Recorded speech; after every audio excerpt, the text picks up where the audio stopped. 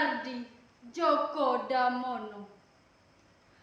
Doa para pelaut yang tabah.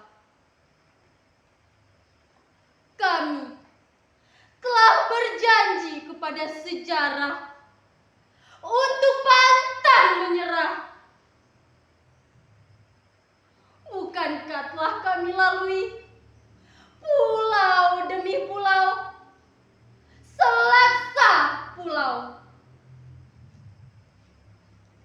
dengan perahu yang semakin mengeras oleh air laut. Selalu bajakan otot-otot lengan kami, ya Tuhan, yang tetap mengayuh entah sejak kapan. Barangkali akan segera memutih rambut kami ini. Satu demi satu merasa letih dan tersungkur mati. Tapi berlaksa anak-anak kami yang akan memegang dayung serta kemudi menggantikan kami. Kamilah yang telah mengayuh perahu-perahu Sriwijaya serta Majapahit, mengayuh perahu-perahu Makassar dan Bugis. Sebab kami telah bersekutu dengan sejarah untuk menundukkan lautan. Laut yang diam adalah sahabat kami.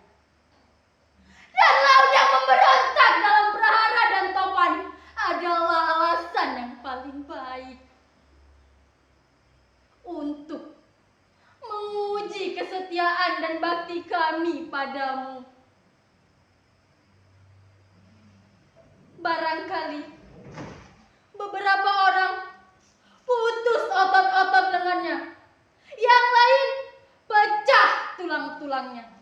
Tapi anak-anak kami yang setia segera mengubur mereka di laut dan melanjutkan perjalanan yang belum selesai ini. Biarlah kami bersumpah kepada sejarah, ya Tuhan, untuk membuat bekas-bekas yang tak terbatas di lautan. Eka Budianta, karyanya teringat pada daun. Bagaimana aku bisa lupa padamu daun? Setelah kau ajar selama bertahun-tahun, menghadapi berbagai musim dan kekecewaan di laut, sekarang aku jadi bidu tak berdaya, kosong dan sakit-sakitan, jauh dari hutan, jauh dari kalian. Tapi apakah aku lupa padamu begitu saja?